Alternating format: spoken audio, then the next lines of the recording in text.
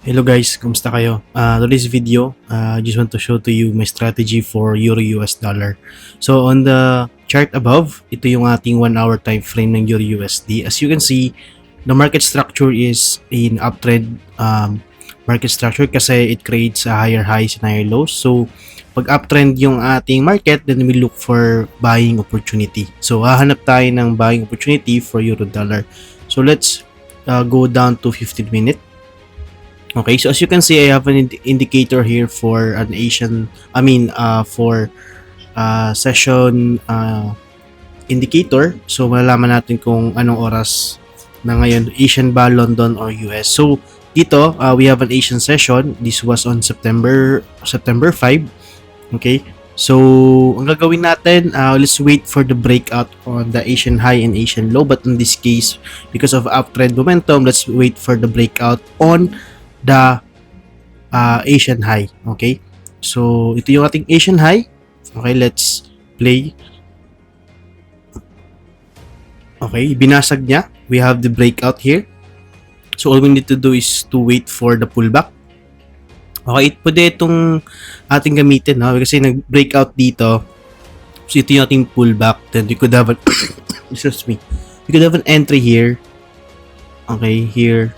And for your US dollar, I just usually use 15 pips stop loss and 1:2 risk reward ratio. So we have maybe 15 and 30. Ayan. So ito yung ating stop loss, 15 pips. Yung TP natin is 30 pips. Okay, let's play if it will play us out. Okay, pullback pa siya. Then yeah, nag-spike siya. Hindi lang siya umabot ng 15 pips but tumaas pa siya ng 70 pips. Okay, so let's do it all over again lang. Okay, let's play and go to the next day.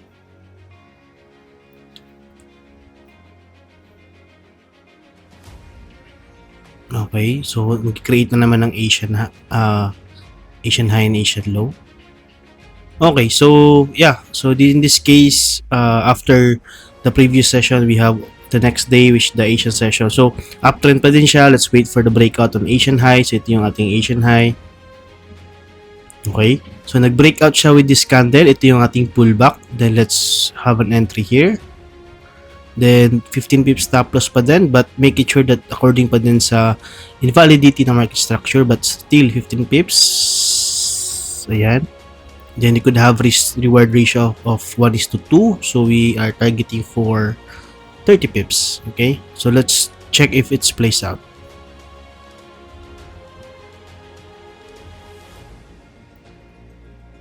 Okay, TP hit pa din tayo. So yun lang, no? Same it goes if bearish yung ating market structure, then we look for sell. Let's wait for the breakout as well on the Asian low, then the pullback. Then yeah, let me know if what's your thoughts with the strategy. Thank you guys for watching this video. Bye bye.